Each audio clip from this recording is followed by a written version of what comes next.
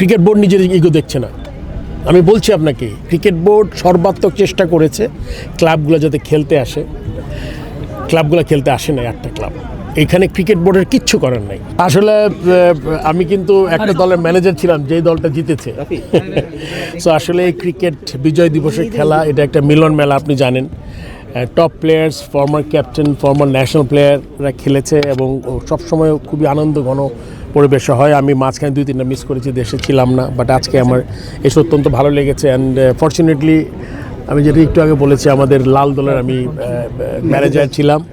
So আমার team জিতেছে, আমি খুশি। অ্যান্ড সবচেয়ে বড় কথা, খেলা তো হার জিত হবেই, বাট এই যে প্লেয়াররা বিভিন্ন জায়গাতে, আপনি জানেন কেউ কেউ ঢাকার বাইরে থেকেও এসছে এই খেলায় অংশগ্রহণ করার জন্য। সো এটা খুবই আনন্দ দেয় আমাদের, এবং অনেক দিন পর হয়তো কারোর সাথে হয়তো বছরেও দেখা হয় না, এটা এসে দেখা হয়। আর এর চেয়ে ভালো অকেশন তার হতে পারে না বিজয় দিবসের দিনে। আমি ব্যাটিংটা করতে মানে খেলি নাই, কারণ হলো গিয়ে এখন ফিজিক্যালি অতটা ফিট না। আসলে আপনি দেখেন যে ফিজিক্যালি যদি আপনি ফিট না হন, আনন্দ থেকে কষ্ট বেশি হয়। আজকে খালেদ মাহমুদ, আমাদের ফর্মার ন্যাশনাল ক্যাপ্টেন, সে কিন্তু পায়ে ব্যথা পেয়েছে। সো আপনি ওই জিনিসটা খুব গুরুত্বপূর্ণ, যে আমি খেলার জন্য যতটাই ফিট থাকা দরকার ততটা ফিট না আমি। ব্যাটিং তো এখনও ভুলি নাই আসলে। ব্যাটিং করলে ব্যাটিং রান করতে পারতাম, বাট ওই ফিটনেসটা ভয়েই আসলে আমি খেলে নিই আসলে আজকে। প্রথম কথা হলো ধন্যবাদ, আপনি আমরা প্রেস কনফারেন্স করেছি, বোর্ডের ইন্টেনশনটা পুরো ক্লিয়ার করেছে। এখানে আসলে 2টা পক্ষ না, একটা পক্ষ। আমার মনে হয় ক্লাবরা খেলতে চাচ্ছে না। এখন এটা খেলা বন্ধ করে কার কতটুকু লাভ হবে এটা আমি জানি না।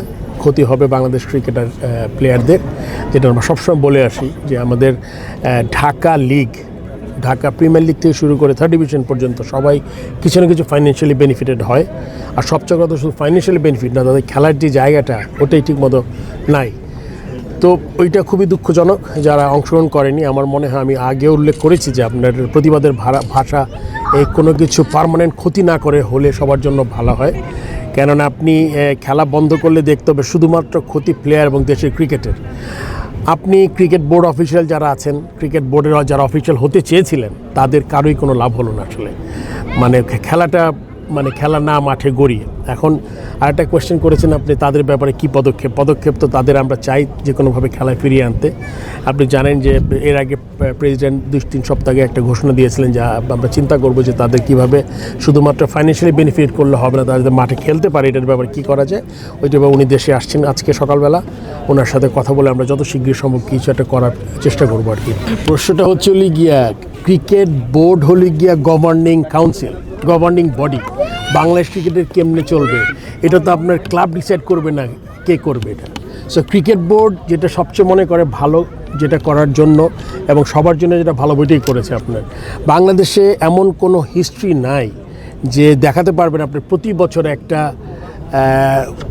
ক্রমিক অনুসারে হয়েছে premier league, first division, third division, এরকম কোনো নিয়ম নাই। সো সেই ক্ষেত্রে ক্রিকেট বোর্ড যদি মনে করে ফার্স্ট ডিভিশনটা আগে করলে সবার জন্য সুবিধা, এটাই করেছে। এইটা আসলে 2টার কোশ্চেনই আমি আসলে খুব বেশি কিছু বলতে পারবো না আসলে 2টার ব্যাপারেই।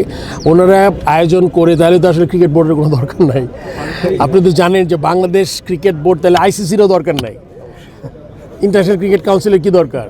ইন্ডিয়া চিন্তা করবে পাকিস্তানের সাথে খেলবো না সবার সাথেই খেলবো, তাহলে তো আর কোনো গভর্নিং, ফিফারও দরকার নাই। সো যে কোনো গভর্নিং বডি বলে একটা কমিটি থাকে, এই গভর্নিং বডিটা হচ্ছে গিয়ে আপনার বাংলাদেশ ক্রিকেট বোর্ড। এখন আমি সবচেয়ে শঙ্কিত যে যেই ধারাটা তারা চালু করে গেলেন, আপনি যে কোনো সময় যে কোনো জিনিস নিয়ে আপনি এই খেলা বন্ধ করার একটা সিস্টেম চালু হয়ে যেতে পারে। এটা খুব আমাদের ক্রিকেটের জন্য খুব ভালো না, এটা অশনি সংকেত আমি মনে করি।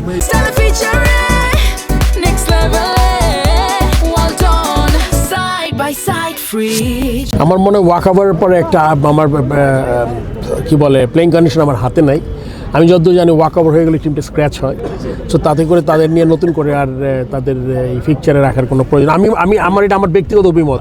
আমি জানি না ক্রিকেটের বোর্ডের কী জিনিস, ক্রিকেট বোর্ড আপনার কী চিন্তা করবে, এটা ক্রিকেট বোর্ড। বাট আমি মনে করি যে এটা নর্মাল নিয়ম। তো আমার মনে যেই টিমগুলো আসে নাই, যদি সবাই আপনি বলেছেন 8টা টিম আসে নাই, সো 8টা টিমকে আমার মনে হয় এখন আর নতুন করে ফিকচার করতে পারে ক্রিকেট বোর্ড। এটা হলে গিয়ে আমার থেকে যদি কোনো সাজেশন নেয় আমি এটা তাদের বলবো সিসিডিএমকে, যে আমার মনে হয় তারা বসে নতুন করে কিছু করতে পারে কিনা। এখানে একটা পক্ষ, 2টা পক্ষ না, এখানে যে ক্লাবগুলো, এটা আমি বলতে, এটা আপনার পরিষ্কার, এই জিনিসটা আপনার মাধ্যমে পরিষ্কারভাবে মেসেজটা যাওয়া দরকার। বারবার আপনারা প্রসঙ্গ তুলছেন 2টা পক্ষ, এখানে কখনোই 2টা পক্ষ না, এখানে শুধুমাত্র একটা পক্ষ, ক্লাব। ক্লাব যদি খেলতে না চায় আপনি কি করতে পারেন এটা আমাকে বলেন। আসলে So, দুইটা পক্ষ আপনি বলতে হবে যে ক্লাব যে আসছে না, তাহলে এই ক্ষেত্রে আমার মনে হয় ক্রিকেটারদের আরেকটু সোচ্চার হওয়া দরকার ছিল। আমরা তাদের বলেছিলাম যার যার কনসার্ন